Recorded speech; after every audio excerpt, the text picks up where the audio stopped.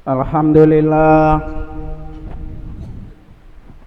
alhamdulillahilladzi hadana ilal imani wal islam wa khassana bi syari'ati sayyidina Muhammadin khairil anam. Asyhadu an la ilaha illallah wahdahu la syarika lah wa asyhadu anna sayyidana wa nabiyyana Muhammadan abduhu wa rasuluh. Allahumma fasalli wa sallim wa barik ala sayyidina Muhammad wa ala alihi wa ashabihi ila yaumiz ziham. Amma ba'du fa ya ayyuhal muslimuna rahimakumullah, usikum wa iyaya bitaqwallahi faqad fazal muttaqun. Ittaqullaha haqqa tuqatih wa la tamutunna illa wa antum muslimun. Ma'asyiral muslimin, jamaah salat Jumat rahimakumullah. Marilah kita senantiasa selalu berusaha meningkatkan ketakwaan kita kepada Allah dengan kita selalu menjalankan semua perintah-perintah Allah dan meninggalkan semua larangan-larangannya. Karena ketakwaan merupakan sebaik-baik bekal yang akan kita bawa ketika kita kembali menghadap Allah untuk selamanya. Ma'asyiral muslimin rahimakumullah, baru saja seluruh rakyat Indonesia bersukacita, bergembira, bereporia merayakan hari kemerdekaan negara tercinta Republik Indonesia. Sudah 78 tahun Indonesia merdeka dari penjajahan selama 350 tahun. Merdeka adalah satu hal yang sangat penting bagi setiap individu atau negara. Merdeka adalah kemenangan dan kebebasan, karena setiap makhluk hidup di muka bumi ini berhak untuk memiliki kebebasan. Dalam bahasa Arab, merdeka disebut dengan kata al-hurriyah atau al-istiqlal. Sementara dalam Kamus Besar Bahasa Indonesia, merdeka adalah kebebasan, tidak mendapat tekanan dari luar dan tidak dijajah. Negara Indonesia merdeka berkat rahmat Allah, bebas dari penjajahan dan penindasan. Merdeka berarti harus membangun. Merdeka bukan untuk kepentingan pribadi atau golongan. Merdeka itu makmur untuk semua. Merdeka itu adil untuk semua. Hukum pun berlaku untuk semua. Merdeka itu bukannya bebas tanpa hukum. Merdeka itu bukannya menang berkuasa. Dan merdeka itu bersatu untuk membangun. Ma'asyiral muslimin rahimakumullah, mari kita merdekakan diri kita dan bangsa kita dengan dua hal ini. Yang pertama, merdekakan dari penjajah. Negara Indonesia memang telah berhasil melawan penjajah dengan peralatan senjata seadanya. Rakyat pun disuruh kerja secara paksa, namun bukan berarti membuat kita terlena dan tidak waspada, karena penjajah itu selalu ada di sekitar kita. Penjajah sekarang ini berbentuk teknologi. penjajah persaingan ekonomi dan budaya. Kita bisa saksikan di depan mata kita setiap hari betapa banyak generasi kita waktunya habis hanya untuk bermain games di handphone mereka. Waktu mereka tersita tanpa ada keuntungan yang ia dapatkan.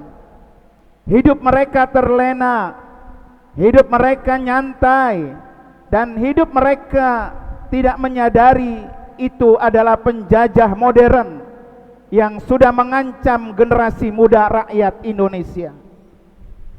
Kita harus bisa keluar dan melawan penjajah itu, seperti kisah para nabi yang telah melawan penjajah dan mencari kebebasan yang benar sesuai dengan aturan Allah.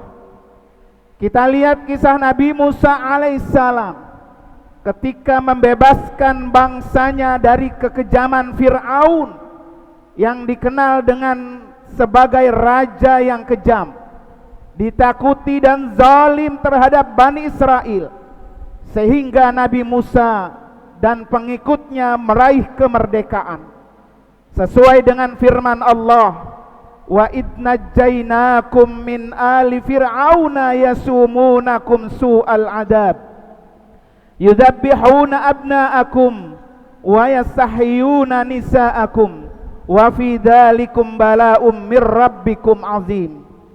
Dan ingatlah ketika kami menyelamatkan kamu dari Fir'aun dan pengikut-pengikut Fir'aun. Mereka menimpakan siksaan yang sangat berat kepada kamu. Mereka menyembelih anak-anak laki-laki kamu dan membiarkan hidup anak-anak perempuan kamu. Dan pada yang demikian itu merupakan cobaan yang besar dari Tuhan kamu. Begitu juga ketika kita saksikan kisah Nabi Ibrahim alaihissalam yang keluar dari keyakinan nenek moyangnya yang keliru, karena nenek moyang Nabi Ibrahim menyembah berhala, dan Nabi Ibrahim dengan kebebasannya mendapatkan Tuhan Allah subhanahu wa ta'ala. Begitu juga ketika kita saksikan kisah keberhasilan Nabi Muhammad sallallahu alaihi wasallam dari penjajahan masyarakat jahiliyah. Beliau ditindas secara keyakinan, ekonomi dan sosial, sehingga pada saat haji wada Rasulullah sallallahu alaihi wasallam menyampaikan pesan kemerdekaannya dalam khutbahnya, ayyuhan nas inna dima'akum wa a'radakum haramun alaikum ila an talqaw rabbakum kahurmati yaumikum hada fi syahrikum hada fi baladikum hada. Wahai sekalian manusia, sesungguhnya darah dan hartamu haram bagimu satu dengan yang lainnya, kecuali dengan jalan yang sah, sampai kamu sekalian berjumpa dengan Allah, sebagaimana keharaman atasmu pada harimu ini, pada bulanmu ini, dan pada negerimu ini. Hadis riwayat Imam Bukhari. Ma'asyiral muslimin rahimakumullah. Yang kedua, mari kita merdekakan diri kita dan bangsa kita dari kebodohan. Sudah saatnya negara kita menjadi negara yang kaya dengan ilmu pengetahuan.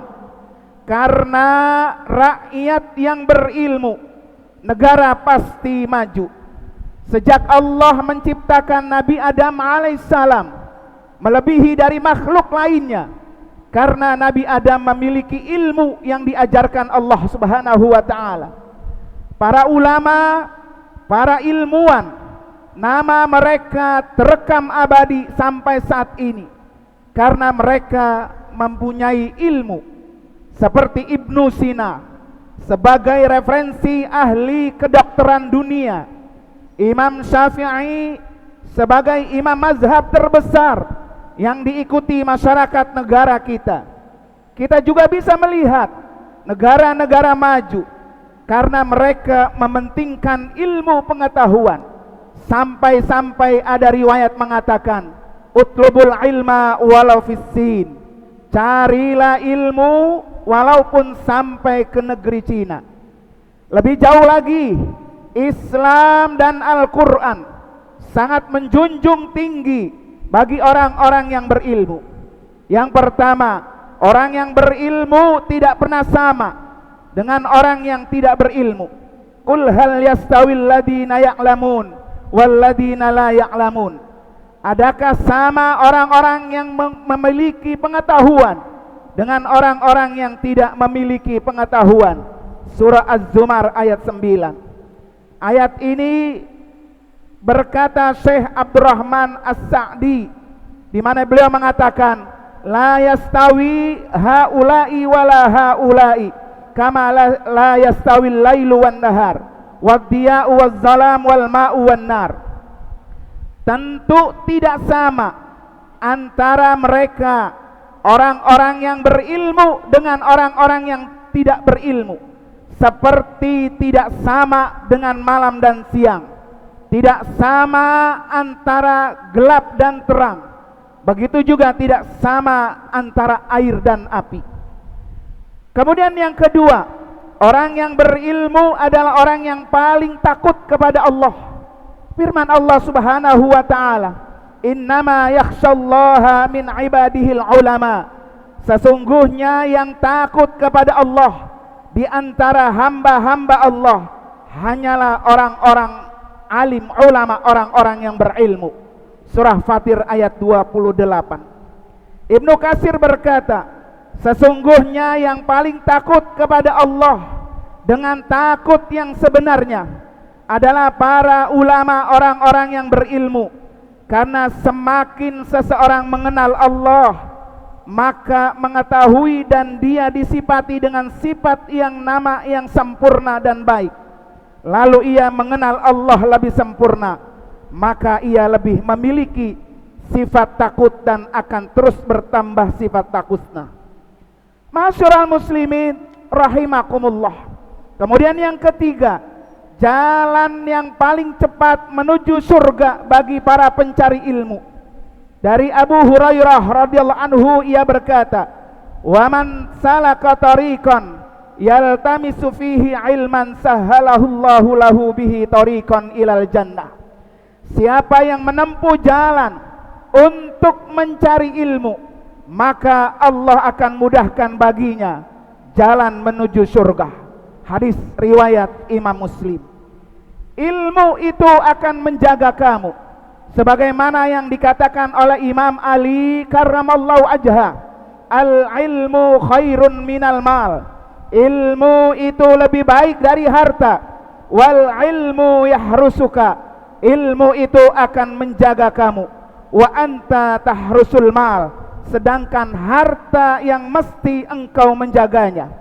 Wal malu tunkisihu an-nafaqah. Harta akan berkurang ketika dinafkahi. Wal ilmu yazku bil infaq. Sementara ilmu akan terus bertambah ketika ia diinfakkan. Ma'asyiral muslimin rahimakumullah, mengisi dan mensyukuri momen ulang tahun kemerdekaan Republik Indonesia, mari kita bekali diri kita dan generasi-generasi kita dengan ilmu pengetahuan agar mereka bisa selamat dari penjajah dan selamat dari keterpurukan dunia dan akhirat. Barakallahu li wa lakum fil Qur'anil Karim wa nafa'ani wa iyyakum bima fihi minal ayati wadh-dhikril hakim wa taqabbala minni wa minkum tilawatahu innahu samil alim. Aqulu qawli hadza wa astaghfirullahal azim li wa lakum wa lisairil muslimina wal muslimat wal mu'minina wal mu'minat min kulli dhanbin fasnul ghafurur rahim. Allahumma salli wa sallim ala sayyidina